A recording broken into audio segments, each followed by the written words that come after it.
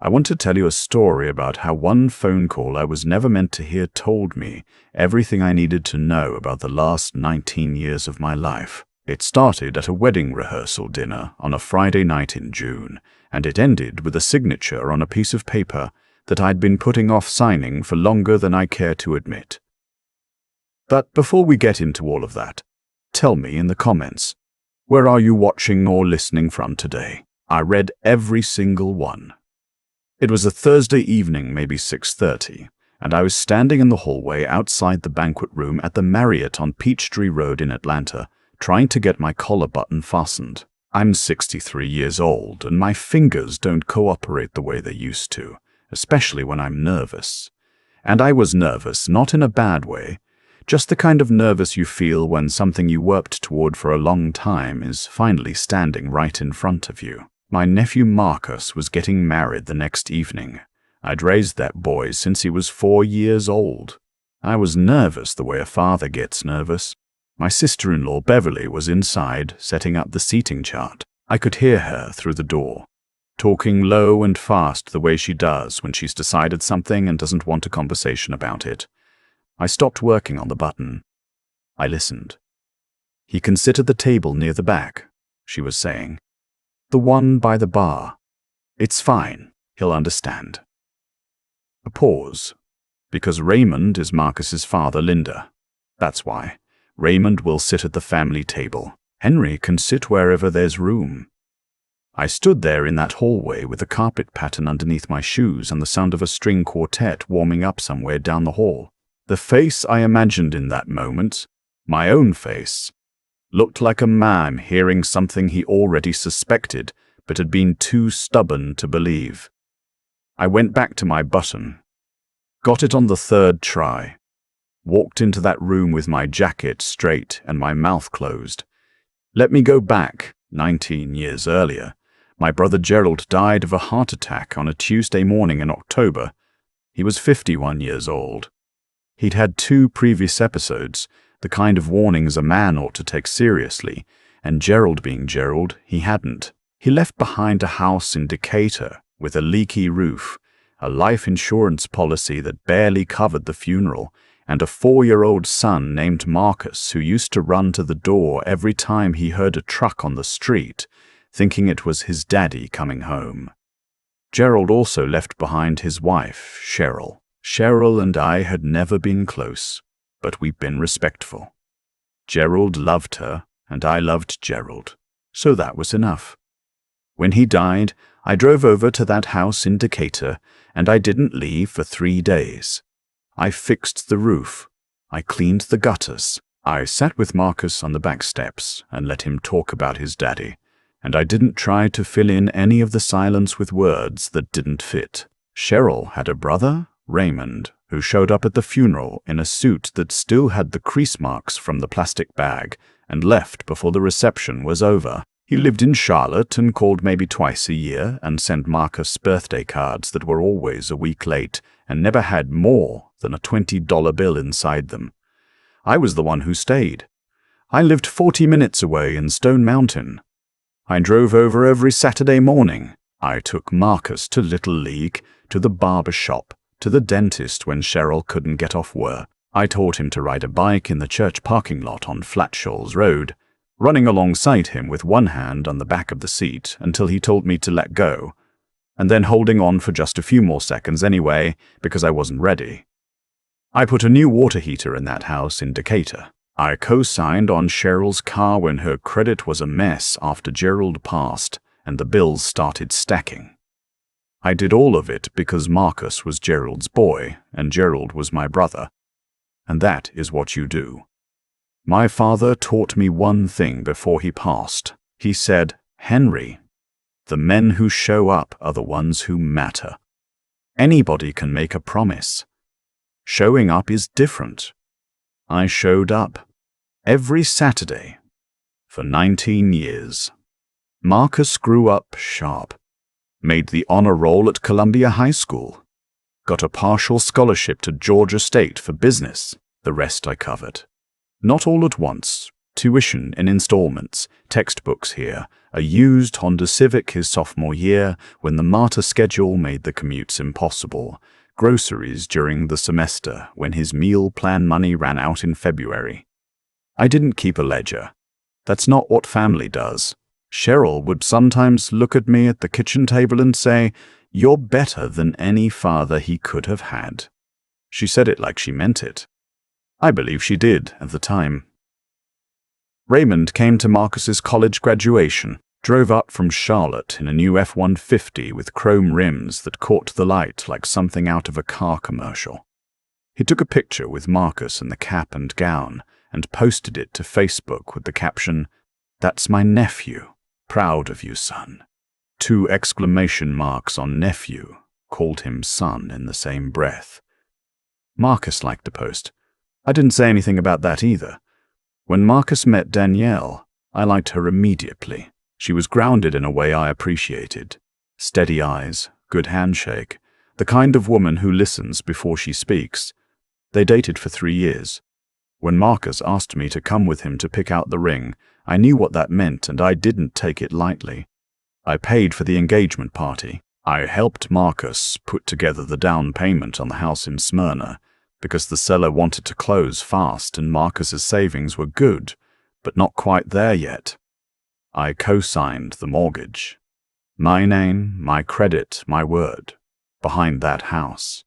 Nobody asked Raymond for anything. Raymond sent a Visa gift card.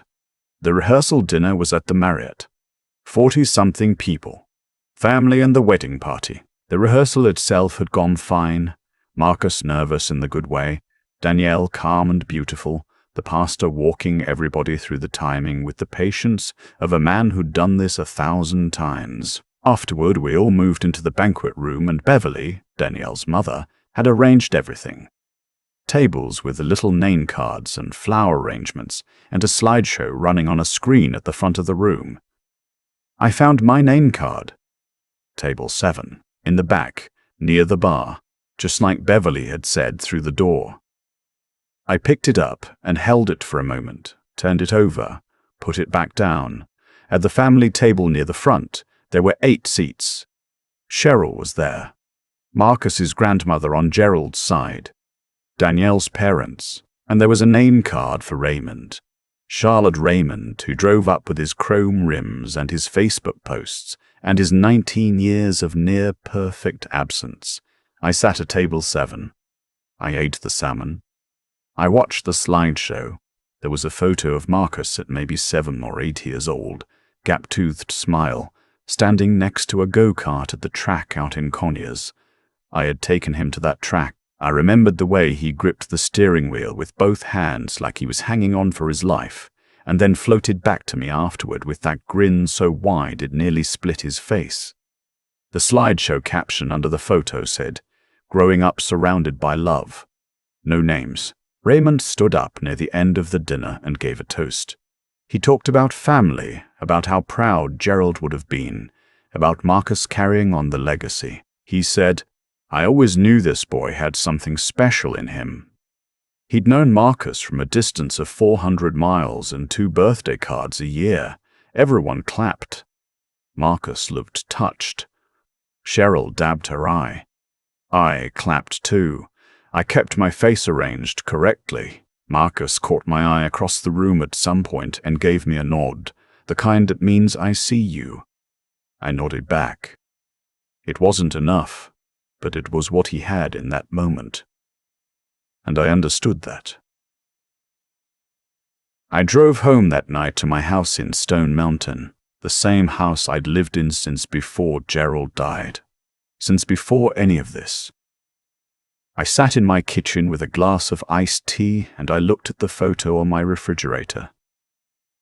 It's held up with a magnet from a hardware store in Decatur. Marcus, at 11 years old, missing a front tooth, holding up a catfish we caught together at Stone Mountain Lake. He's laughing so hard in that photo, he's almost falling sideways.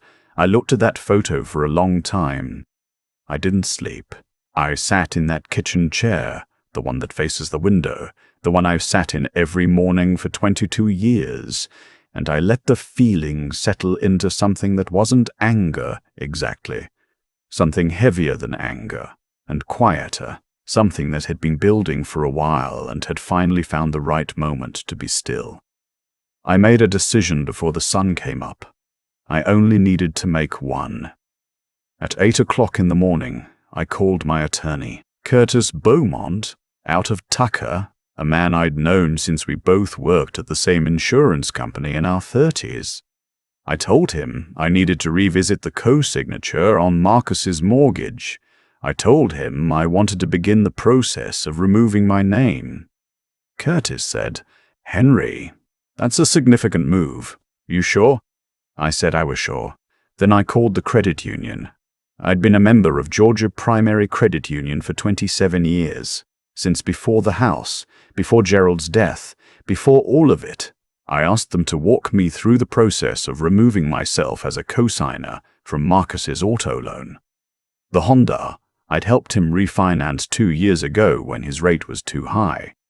The woman on the phone asked if I wanted to schedule a formal appointment. "Monday morning," I said. "First available." The wedding was beautiful. I will say that honestly and without any bitterness in it. Danielle walked down the aisle in a dress that made the whole room go quiet, the way a truly beautiful thing will. Marcus stood at the altar and his chin was trembling and he wasn't trying to hide it. The pastor's voice filled that sanctuary on Cascade Road like something that belonged there. I sat in the third row on the groom's side, and I watched my brother's son become a husband, and I felt something real and good move through me for those few minutes.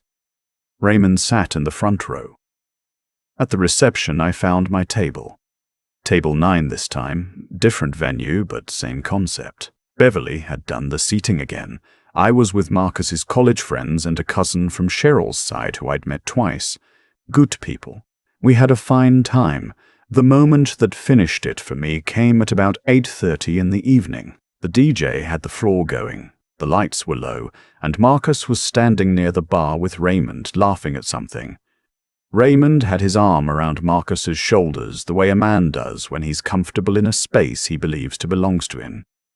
I watched Marcus lean into it, watched him laugh, that big, open laugh, the same one from the catfish photo. Then Marcus looked up and saw me watching. He raised his glass. I raised mine. He turned back to Raymond. I left at 9:15. Told the cousin I had an early morning. Drove home on I-20 with the windows down even though it was warm, just needing the air.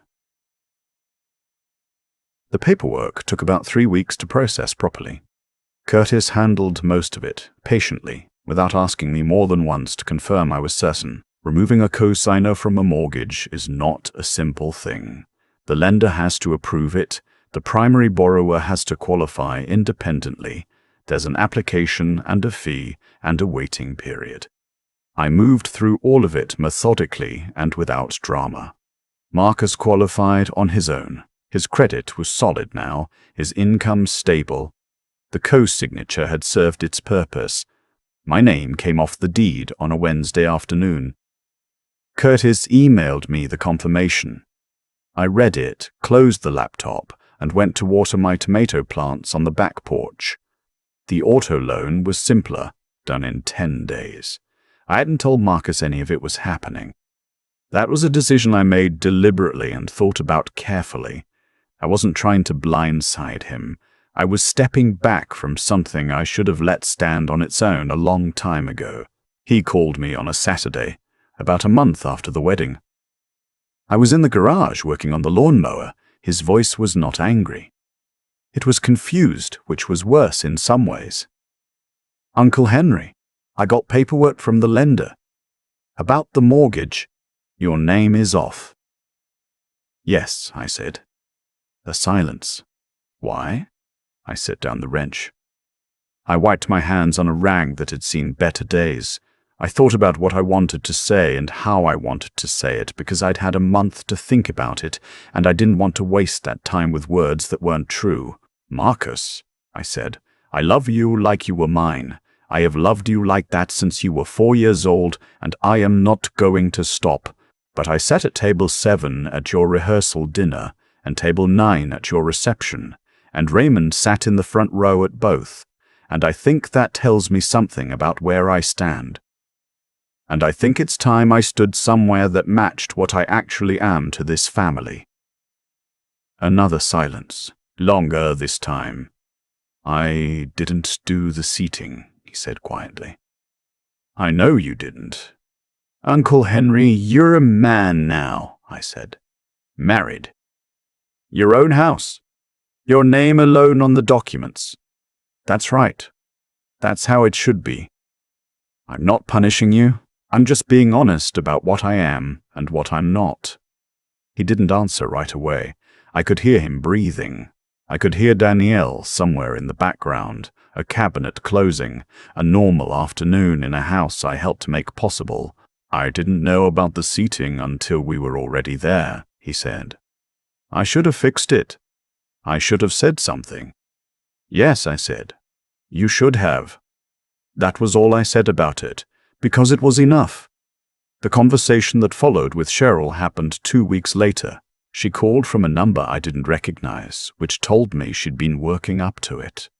She started with hurt and moved quickly to accusation.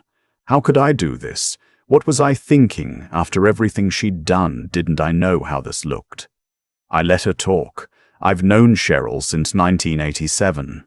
I know the shape of how she processes things, and I've learned not to interrupt the shape.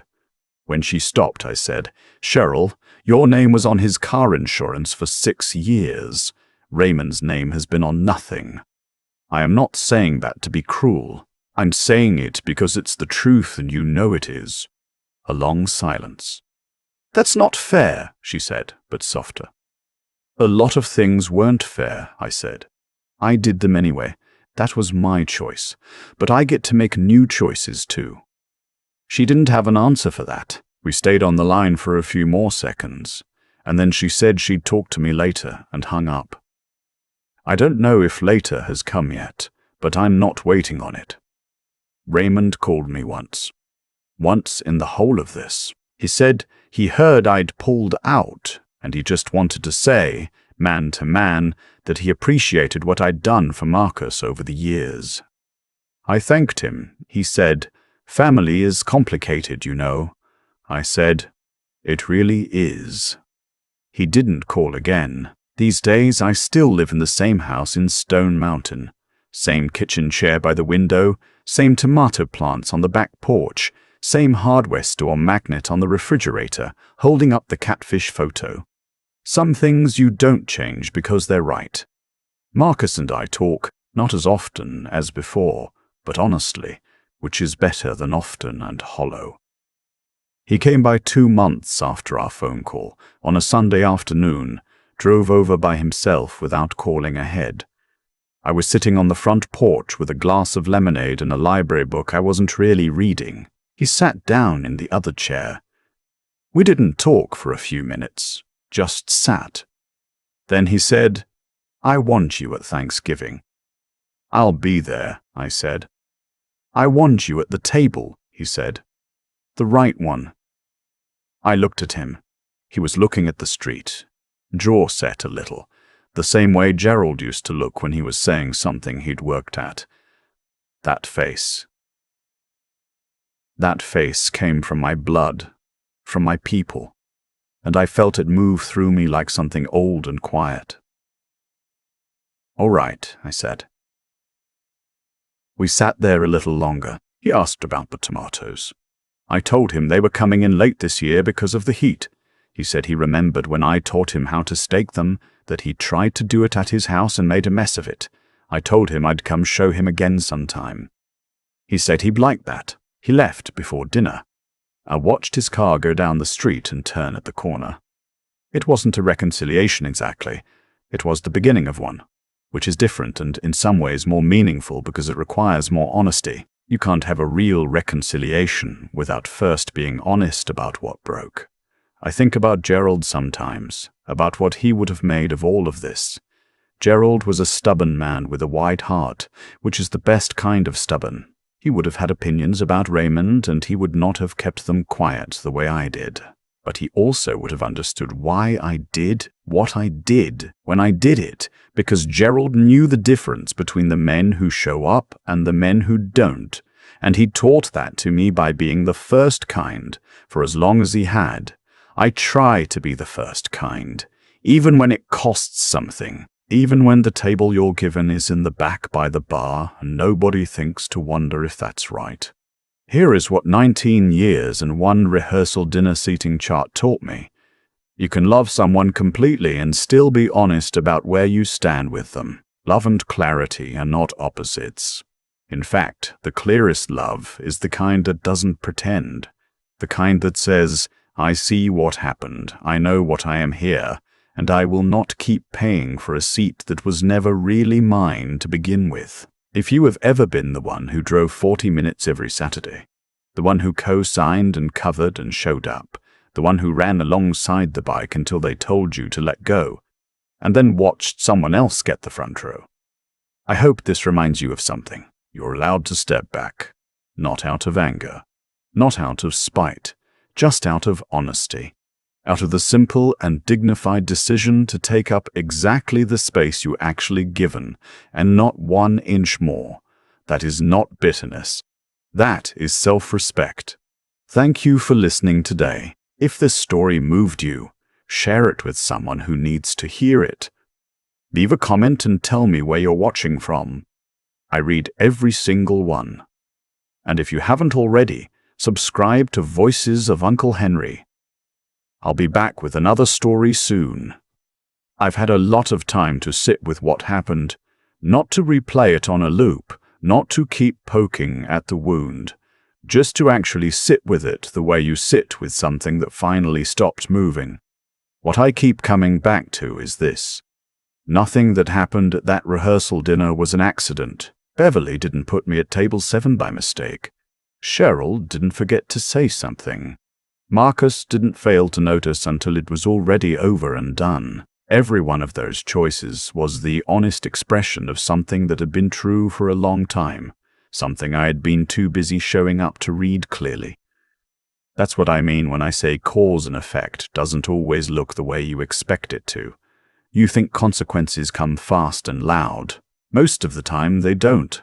Most of the time they build slowly, one quiet decision at a time, one table assignment, one Facebook post with 2 exclamation marks, one Visa gift card instead of a co-signed mortgage, and they don't announce themselves until you're standing in a hotel hallway with a half-buttoned collar listing through a door. What I did afterward wasn't revenge. I want to be clear about that, because I think people hear a story like this and they assume the man who removed his name from the mortgage did it to make someone hurt. I did it because staying on that mortgage would have been a lie. It would have said with my signature that I was something to this family that I was no longer willing to pretend to be. Honesty sometimes looks like action.